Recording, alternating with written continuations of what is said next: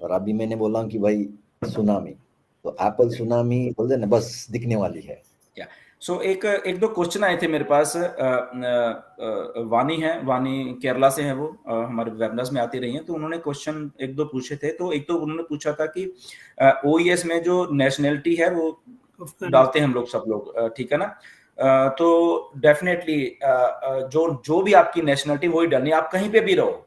जैसे मैं कनाडा में रह रहा हूँ बट मेरी नेशनैलिटी इंडियन है।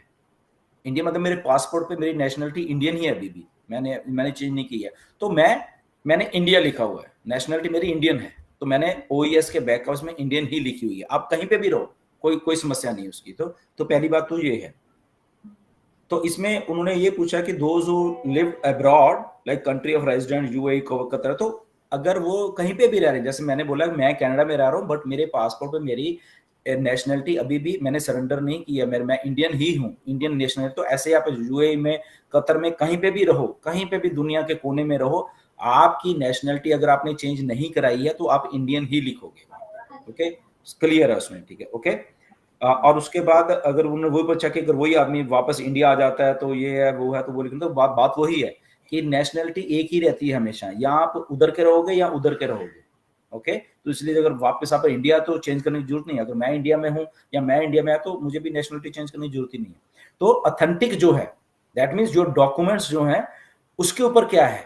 अगर फॉर एग्जाम्पल मैं यहाँ पे कैनेडियन नेशनैलिटी ले तो फिर मैं कैनेडियन लिखूंगा यहाँ पे, चाहे मैं इंडिया में भी आ जाऊँ, कहीं पे भी रहूँ, बट जो आप सही है वही लिखोगे, उसके अलावा आप कुछ नहीं। तो ये क्वेश्चन था। तो अगर आपके पास भी कोई क्वेश्चन है तो वो भी हम लोग डिस्कस कर लेते हैं। नीरज? नहीं, क्वेश्चन तो नहीं था, लेकिन लाइक ऐश ने बोला था कि हम मल्टीपल प्रोसेसर्स ऐड करने वाले हैं, और उन्होंने हिंट भी दिया था पहले वाले वेबिनार्स में कि यूपीआई ऐड करने वाले हैं। तो आई थिंक नगमा जी, आपको क्या लगता है कि यूपीआई अगर ऐड होगा तो Guys, sorry for interrupting you. So I want to leave. So can I leave? Sure, Majid. Thanks.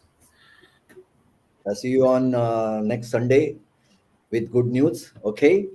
So wait for Apple Tsunami. Bye-bye. Bye-bye. Yes definitely sir, अगर UPI आ जाएगा तो बहुत ज़्यादा बेनिफिट हम Indians को होगा, स्पेशली जो लोग कार्ड के थ्रू पेमेंट नहीं कर पा रहे थे और इधर उधर लोगों की हेल्प के लिए जा रहे थे, तो वो सभी जो है बहुत इजीली कर पाएंगे यूपीआई के थ्रू। और वैसे भी पैसे का जो ट्रांजैक्शन है, चाहे वो भेजना हो या लेना हो, यूपीआई के थ्रू बहुत ईजी हो जाता है।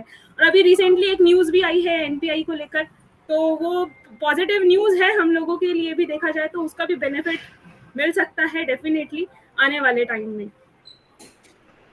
या इंडिया में तो यूपीआई और नेट बैंकिंग बहुत बहुत पॉपुलर है इंडिया में, तो विच इज़ वेरी गुड, क्योंकि लोगों को वो आसान लगती है, लोगों ने अडॉप्ट कर लिया वो चीज़, आई थिंक। और मिस्टर ऐश ने भी उसके बारे में एक्साइटेड है काफ़ी।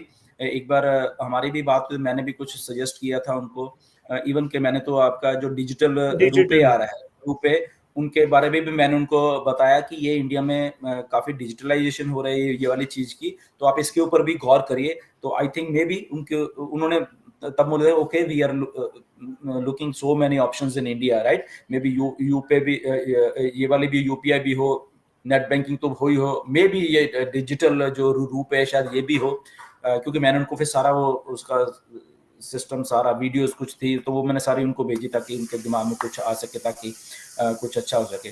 और ये बहुत अच्छा हो जाएगा अगर इंडिया, क्योंकि वो तो इंस्टेंट है ना, ऐसे ही वो तो हाँ, वो प्रॉब्लम्स नहीं आएंगे, इसका पैसा उधर वो दूसरा भर रहा है, वो वैसे तो होपफुली वैसे प्रॉब्लम्स नहीं आएंगे। और एक इंटरेस्टिंग पार्ट था कि जब भी उन्होंने बोला कि we are going to add multiple processors due to volume की वजह से हम करने वाले हैं, और ये सेकंड पार्ट उन्होंने बहुत इंटरेस्टिंग बोला, तो मे बी आप उसको थोड़ा डिकोड कर दे। Eventually we are going to own it. ये बड़ी बात है, क्योंकि यानी हम एक बैंक बन जाएंगे इन शॉर्ट। बेसिकली क्या है ना नीरज, ये ऐश का एक सपना भी है, इसी ऑन पैसे को बनाने के लिए ना, एक बैक एंड के ऊपर ये भी एक सपना है कि जब हम सारा कुछ कर रहे हैं, जब लाखों लाखों लोग हमारे साथ भी जुड़े होंगे, तो व्हाई नॉट कि हम ही अपना प्रोसेसर, और ये इसके ऊपर काम चल रहा, अब काम ऑलरेडी चल रहा है इसके ऊपर, ये अभी का नहीं चल रहा, 2020 से ही चल रहा है ये वाला काम भी, कि इसको, बट ये इसमें इसको बहुत बहुत रेगुलेशन चाहिए होती है, क्योंकि मनी मैटर्स हैं, इसकी अप्रूवल्स तो बहुत हाई लेवल की होती हैं, बहुत कुछ होता है उसमें, राइट।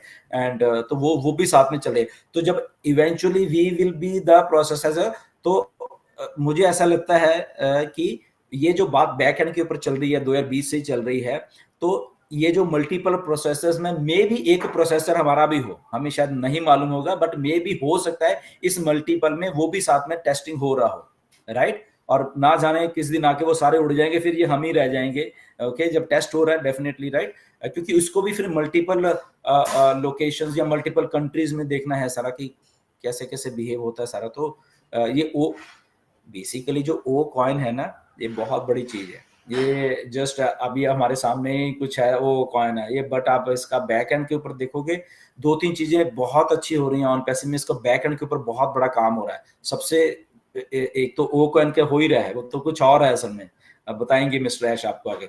एक ये जो हमारे पे ये ओ कनेक्ट है जिसपे हम अभी हैं, ये अकेला ओ कनेक्ट नहीं है, ओके, ये बहुत बड़ी एप्लीकेशन है, इसके बैक एंड के ऊपर कई चीजें चल रही हैं, ओके। ये हमारे ओनेट में भी काम आएगा, ये हमारे मीडिया में भी काम आएगा, ये हमारे वेबिनार होस्टिंग में, मीटिंग्स में तो आ ही रहा है काम, राइट। इसकी रेजोल्यूशन अभी 8K एंड देन 12K होने वाली है, कैमराज आने वाले हैं, और वो कैमरा कहाँ कहाँ पे यूज करने, स्ट्रीमिंग का एक सिस्टम चलने वाला है, राइट।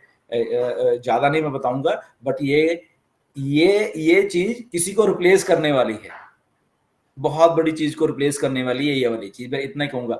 ये जूम वूम नहीं, ये मीटिंग के तो प्लेटफॉर्म अलग हैं, ये किसी और चीज को रिप्लेस करने वाला है, ये जो सारा सिस्टम है, राइट। उसके इसीलिए जब लोग कहते हैं इतना टाइम लगे एक प्रोडक्ट है, ये एक प्रोडक्ट नहीं है ओ कनेक्ट, ये बेस है, मल्टीपल प्रोडक्ट्स जो इसके बेस के ऊपर चलने हैं, राइट। सो वो बताएंगे ऐश आपको, ज्यादा उसमें डिटेल में नहीं जाएंगे, it's just a matter of time जी। एक पॉइंट यहाँ पर सर मैं आपसे पूछना चाहूंगी, नीरज सर और आप दोनों से, कि आई थिंक जनवरी या फरवरी में हमारे सीईओ ने एक लाइन ऐड किया था इसमें कि हमारी एक अलग से कोर टीम भी है, और वो कोर टीम भी इस पर काम कर रही है, अलग से बनाया जा रहा है एक ओ कनेक्ट या एक अलग से प्रोडक्ट बनाया जा रहा है।